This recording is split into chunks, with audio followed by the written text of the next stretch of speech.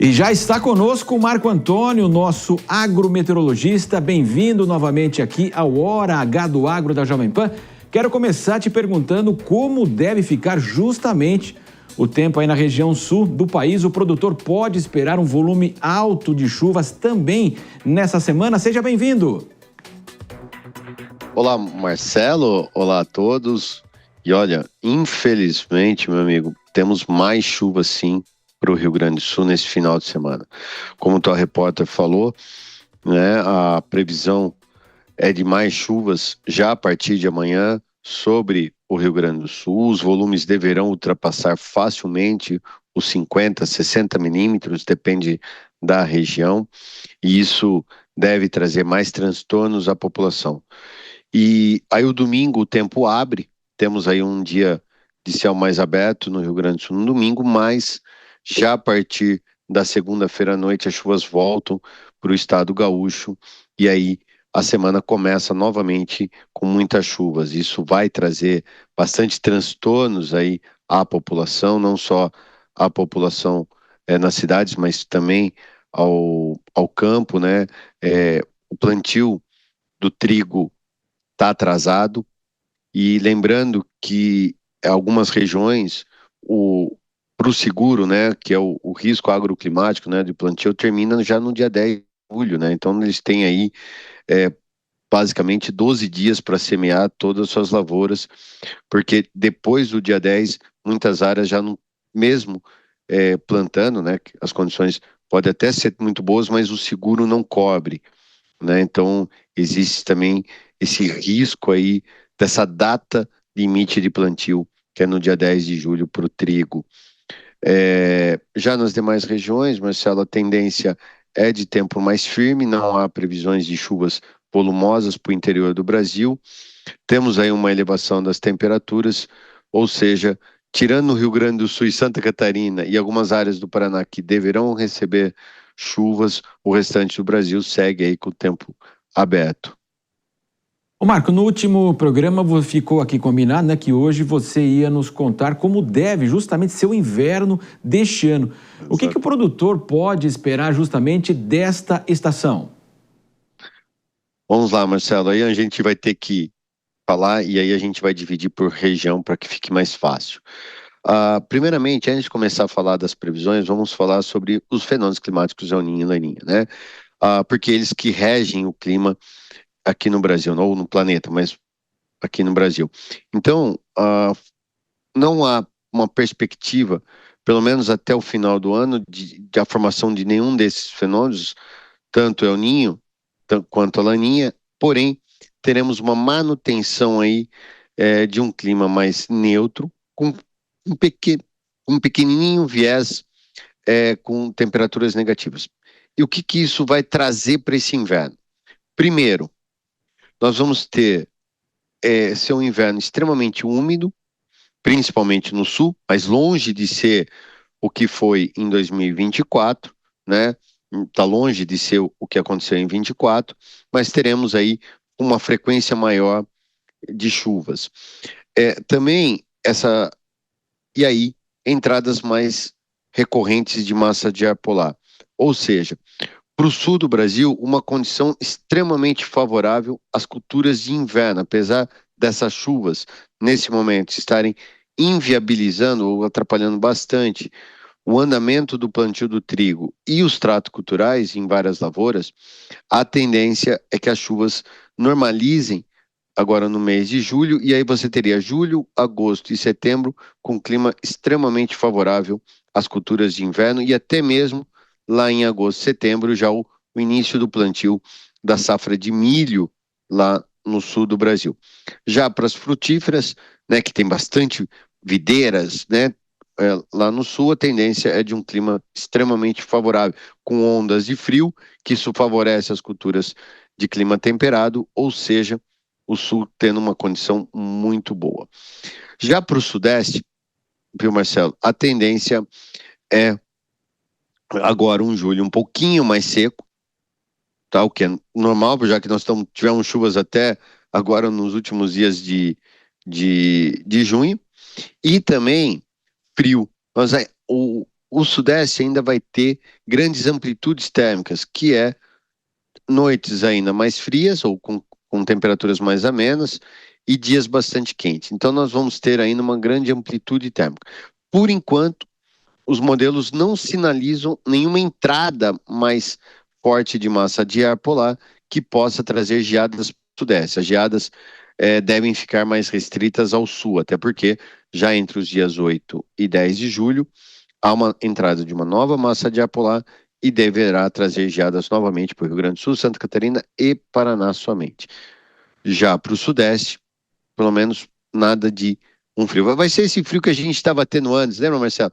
Sim, Madrugadas sim. mais fresquinhas, dias mais quentes, algo que há muito tempo a gente não via, né? Porque os últimos invernos foi extremamente quente em São Paulo e no Centro-Oeste. No entanto, a segunda metade do inverno, ou seja, meados de agosto em diante, há uma tendência das chuvas retornarem e retornarem em bons volumes para todo o Sudeste. Ou seja, normalmente a gente vê as chuvas chegando só no final do inverno e início de primavera. Esse ano não, há uma tendência das chuvas se anteciparem e já no final de agosto e início de setembro, as chuvas já começar a dar as caras aqui no Sudeste, assim como também no Centro-Oeste. Essa é uma condição muito semelhante que vai acontecendo. No Sudeste vai acontecer no Centro-Oeste também. 1 julho com poucas chuvas ou pouquíssimas chuvas, quase nada, e aí a partir de meados de agosto em diante as chuvas já retornando. Tudo isso por conta de um clima mais próximo da neutralidade e entradas mais frequentes, tanto das frentes frias quanto da massa de ar polar. E com chuvas chegando mais cedo, tanto no Sudeste quanto no Centro-Oeste, o plantio da nova safra de verão, né, a safra de soja, de milho, de feijão, 2025-26, deve ocorrer mais cedo esse ano, quando comparado a 2024, né? Já para o Norte e Nordeste, a tendência para o Norte ainda é muita chuva, principalmente na bacia amazônica, o que é muito bom, né, para manter os níveis dos rios elevados, isso até favorecer depois a chegada mais precoce das chuvas aqui no Sudeste e Centro-Oeste. Mas o excesso de dias chuvosos na faixa norte tem atrapalhado muito os portos, né, do arco, que a gente chama os portos do arco norte, Marcelo, que isso do escoamento da safra ali do Mato Grosso, do Pará, do Tocantins, de Rondônia, né, toda essa região mais norte, do Mapitobá, que vai para ali para os portos do Pará e do Maranhão, está sendo prejudicado pelo excesso de dias chuvosos lá. Então, e aí eu vi você conversando com o meu xará, né, com o Marcos ali na sequência, ele falando do custo Brasil, isso só eleva ainda mais, né, Marcelo? O custo Brasil aqui no Brasil por conta da logística nossa. Tá? Exatamente, Já temos para o que Nordeste, avançar, né? Avançar muito nessa área, né? Para poder, inclusive, essa competição mundial. Faltou alguma região que você queira completar ou a gente pode falar de rapidinho Minas e agora Nordeste. Goiás? Nordeste, ainda com chuvas na faixa litorânea do Nordeste, muitas chuvas ainda, e o interior aí já diminuindo as chuvas. Vamos falar agora então de Minas Gerais, Goiás. O Marco, geralmente esse agora, nesse período que a gente está entrando, é de seca e tem produtores colhendo café também no estado, outras regiões também como Rio Verde, como chuvas até inesperadas que podem comprometer a secagem justamente do café, por exemplo.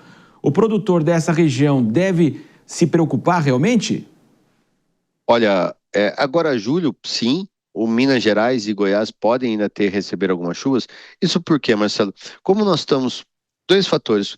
Como o Oceano Pacífico está com as suas águas mais frias, isso está permitindo o avanço tanto das frentes frias quanto e principalmente das massas de ar polar. E toda a faixa litorânea do Brasil, o Atlântico, o Oceano Atlântico, está muito quente, então favorece com que as entradas das frentes frias consigam caminhar até as regiões mais norte do Brasil. Então, você tem uma entrada de uma frente fria, que normalmente ela fica mais presa no sul, nessa época do ano, que é normal, e toda essa faixa central, que é o sudeste, centro-oeste, aí, no caso, Minas Gerais, muito seco, mas o fato do Atlântico estar quente, isso favorece com que as frentes frias avancem. E aí, como toda a frente fria que vai avançando no Brasil tem uma massa de ar polar por detrás, ela muitas vezes, como aconteceu agora nessa última semana, essa massa de ar polar empurra um pouquinho a frente fria e ela traz chuvas aí para as regiões centrais. Então, eu não me espantaria que nesse mês de julho ocorresse mais algumas chuvas, tanto no Goiás quanto também em Minas Gerais, e aí atrapalhando tanto a colheita do café, como você citou, mas também do milho e da cana-de-açúcar. A colheita do milho também está sendo prejudicada porque os produtores, o milho está demorando para secar por conta dessa umidade. Marco, o que a gente pode falar agora, mais precisamente, para esta semana que nós estamos entrando em relação ao clima para o agronegócio? Olha, aí agora nós estamos falando aí para a primeira semana de julho, né? Já que terça-feira começa oficialmente o mês de julho, né? Dia 1º de julho. O que a gente pode esperar é chuvas muito mais volumosas no sul do Brasil, como a gente falou lá no começo do nosso bate-papo, né? Uma frente fria avançando já nesse final de semana sobre o Rio Grande do Sul, Santa Catarina, levando chuvas torrenciais, e depois, já na segunda-feira, dia 30, chuvas voltam para o sul do Brasil e elas devem se estender pelo menos até quarta, quinta-feira. E depois aí o tempo abre e na sequência entra uma onda de frio novamente, aí deixa o tempo mais aberto, mas com temperaturas muito baixas. Então esse começo aí de julho, o começo da semana, deverá ser marcado por chuvas mais generalizadas no sul e tempo extremamente aberto em grande parte da região central do Brasil.